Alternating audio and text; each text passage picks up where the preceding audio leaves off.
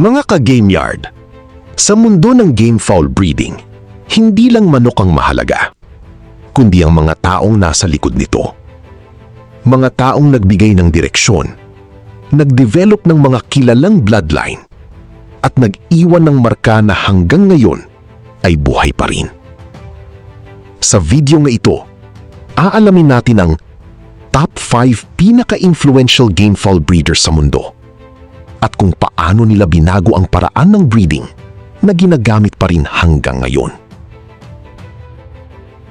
Number 5. Hugh Norman, Hatchline. Simulan natin sa isang pangalan na malaki ang ambag sa Hatch bloodline.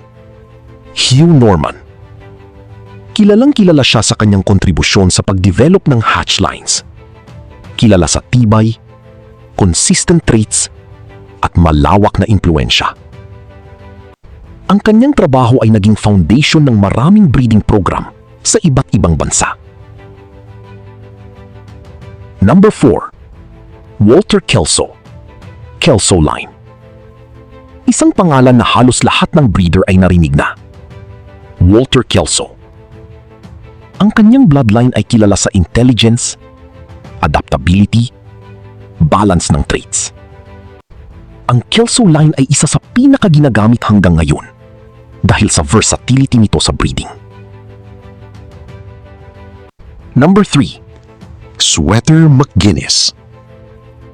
Isa sa pinaka-iconic na pangalan, Sweater McGuinness. Kilalang kilala sa pagbuo ng sweater bloodline na naging isa sa pinakapopular sa buong mundo. Bukod dito, siya rin ang pinagmulan ng Blueface Hatch. Ang kanyang legacy ay buhay pa rin sa maraming breeder ngayon.